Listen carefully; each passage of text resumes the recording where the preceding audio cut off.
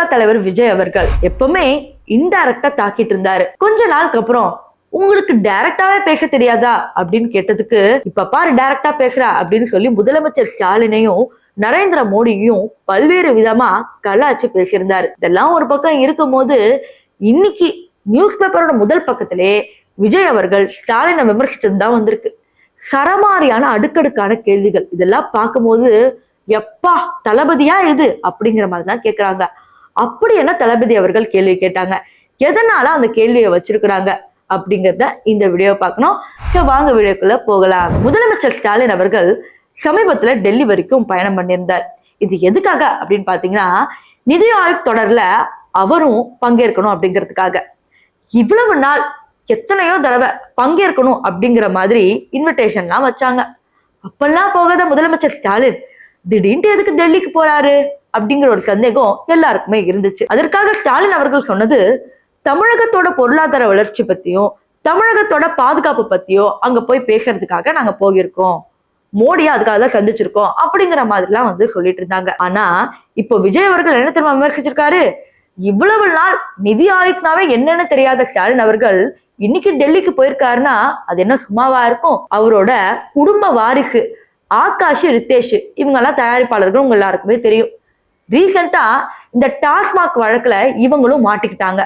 கிட்டத்தட்ட எவ்வளவு கோடி ஊழல் அப்படிங்கிறது நம்மளால எதிர்பார்க்க முடியாதது, 1000 கோடிக்கு மேல அப்படிங்கிற மாதிரி சொல்றாங்க. சோ இந்த வழக்குல மாட்டிட்டனால இப்ப கொஞ்சம் கொஞ்சமா செந்தில் பாலாஜி பத்தி வெளியே வந்தாச்சு, டாஸ்மாக் பத்தி வெளியே வந்தாச்சு, இப்போ இங்க வரைக்கும் வந்திருக்கு.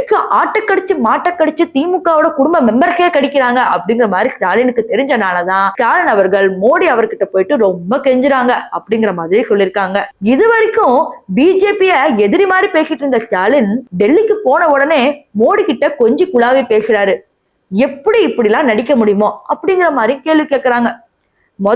இந்த டாஸ்மாக் வழக்கு என்ன அப்படிங்கிறது உங்களுக்கு தெரிஞ்சிருக்கணும். டாஸ்மாக் வழக்கு என்ன ஆச்சுன்னு பாத்தீங்கன்னா, கிட்டத்தட்ட 1000 கோடி ஊழல் அப்படிங்கிற மாதிரி சொல்லியிருக்கிறாங்க. அது வந்து கரெக்டான ஒரு இன்ஃபர்மேஷன் இல்லை, இப்ப வரைக்கும் ப்ரெடிக்ட் பண்ணி சொல்லியிருக்கிறாங்க. அதாவது ஒரு பாட்டிலுக்கு நிர்ணயிக்கப்பட்ட விலையை விட அதிகமா வித்து அதுல இருந்து வந்த பணத்தை கவர்மெண்ட்டுக்கு செலவழிக்காம வேற வழியில தங்களுக்காக செலவு பண்ணிக்கிட்ட ஒரு சில திமுக உறுப்பினர்களும் மாட்டிக்கிட்டாங்கன்றது தெரியும். இதுக்கப்புறம் செந்தில் பாலாஜி அவர்களும் உடனே ராஜினாமா பண்ணதும் தெரியும். ஹைகோர்ட் வரைக்கும் இந்த கேஸ் போனப்ப ஹைகோர்ட்ல திமுகவோட நீதிபதி என்ன சொன்னாருன்னா, இந்த மாதிரி அமலாக்கத்துறை வராங்கன்னா முன்னாடியே சொல்லிட்டு வரணும் மேடம்.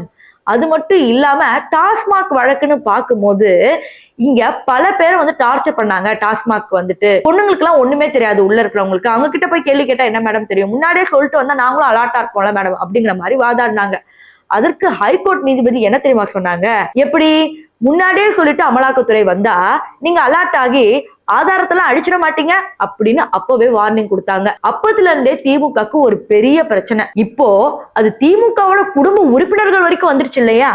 அதனாலதான் ஸ்டாலின் அவர்கள் டெல்லிக்கு பயணம் பண்றாரு அப்படிங்கிற மாதிரி ஒரு அறிக்கை சொல்லியிருக்காரு. இதெல்லாம் பார்க்கும்போது எவ்வளவு இன்ட்ரெஸ்டிங்கா இருக்கு.